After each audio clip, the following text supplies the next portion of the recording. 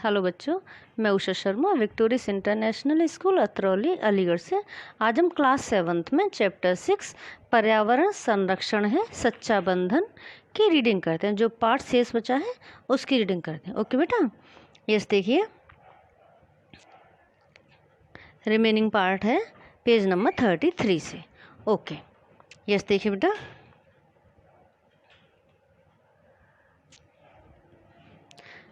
लेकिन राहुल की इस बात से श्रेया चिड़ी नहीं बल्कि गंभीर हो उठी।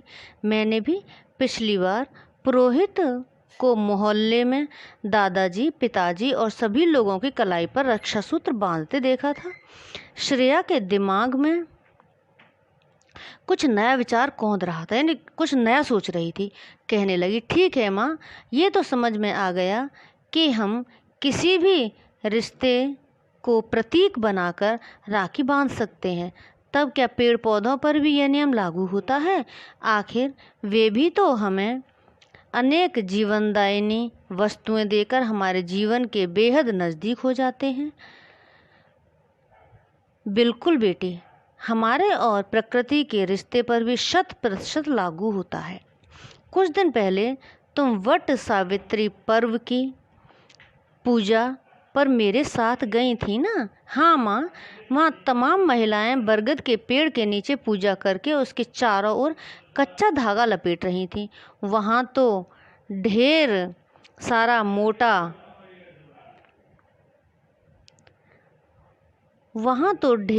मोटा हो गया धागा अभी भी बंधा है। यह कैसा पर्व है, यानी कैसा त्यौहार है? बेटी, यह भी एक प्रकार से प्रकृति का रक्षाबंधन है। दरअसल बरगद का वृक्ष हजारों वर्ष तक जीवित और हरा भरा रह सकता है, इसलिए इसे दीर्घ आयु यानी लंबी आयु का प्रतीक माना जाता है। ऐसी मान्यता है कि पौराणिक काल में ऐसे ही एक वटवृक्ष की छत्र छाया में सावित्री ने यमराज से अपने पति सत्यवान के प्राण बचाकर लंबी आयु प्राप्त की थी। इसी कारण आज भी महिलाएं बरगद की पूजा करके कृतज्ञता ज्ञापित करती हैं और उसे रक्षा सूत्र बांधकर एक दूसरे की दीर्घायु की कामना करती हैं। माँ ने लंबी सांस छोड़ते हुए कहा, और बेटी, यह तो तुम जानती ही हो कि ऐसे वृक्षों को पूज्य बना देने से हमारे समाज में उनकी कटना नहीं हो पाती। अरे वाह माँ, तुमने तो बड़े काम की बात बता दी। क्या प्रकृति बंधन हम सारे पेड़ों पर लागू नहीं कर सकते? आखिर सभी पेड़ हमें कुछ न कुछ अवश्य देते हैं। उसकी भी सुरक्षा और संरक्षा इस भावनात्मक बंधन से हो सकती है। इस बात से श्रेया के साथ ही राहुल भी चहक उठा। माँ ने उठते हुए कहा, अवश्य हो सकती है बच्चों। ये बाहर निकलकर मोहल्ले के बच्चों के साथ चर्चा करने चल पड़े। सभी बच्चे ज्ञानू दादू के बरामदे में जमा हुए। ज्ञानू दादू मोहल्ले के बच्चों के सवालों और समस्या समाधान के लिए हमेशा तैयार रहते थे। श्रेया राहुल ने ज्ञानू दादू से माँ के साथ हुई चर्चा को दोहराते हुए कहा कि दादाजी, शहर में हर वर्षा ऋतु में प्रशासन, स्वयंसेवी संगठन और छात्रों द्वारा तमाम पेड़ पौधे लगाए जाते हैं, किंतु साल बीतते बीतते उनमें से अनेक पेड़ पौधे सूख जाते हैं या फिर थोड़े बड़े होते ही कट जाते हैं। उनकी देखभाल की व्यवस्था ऐसी होती जिससे पौधारोपण का उद्देश्य पूरा नहीं हो पाता, यानी जो लगाते हैं वो क्या होते हैं, जल्दी ही नष्ट हो जाते हैं। तो क्या कहना चाहते हो तुम लोग? ज्ञानू दादू ने आश्चर्य से पूछा। दादाजी, यदि हम रक्षाबंधन को वट सावित्री पर्व की भांति प्रकृति के प्रति आस्था से जोड़ दें तो उनकी देख रेख आसान से हो सकती है।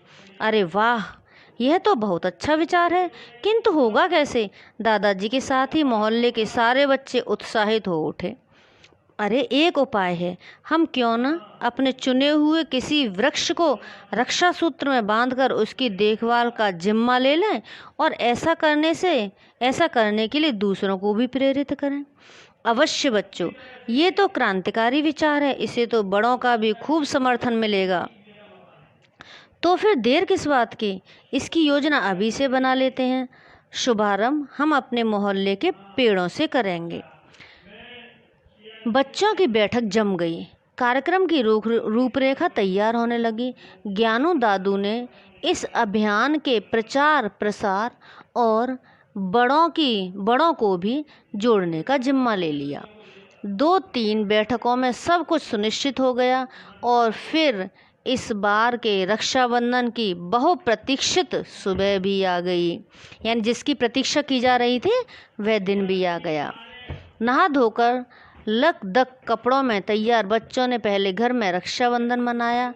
एक दूसरे को राखियां बांधकर मिठाइयाँ खिलाईं।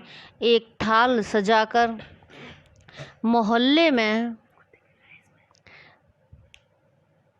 में निकल पड़े। उनके पीछे ज्ञानू दादू और अन्य लोग भी निकल पड़े। पेड़ों को राखियां बांधी जाने लगीं। त्योहार सचमुच मंगलमय हो उठा। दादाजी ने कुछ पत्रकारों को भी बुला लिया। कैमरों के फ्लैश चमक उठे, तालियां बजने लगी। अगले दिन की सुबह एकदम नई लग रही थी। ये सारा अभियान अखबारों और टीवी में छापा गया। श्रेया और राहुल समेत मोहल्ले के बच्चे इस अभियान के नायक बन गए। यस बेटा, तो चैप्टर कंप्लीट हुआ है। क्वेश्चन आंसर नेक्स्ट वीडियो में करते हैं। ओके, सो बाय बेटा।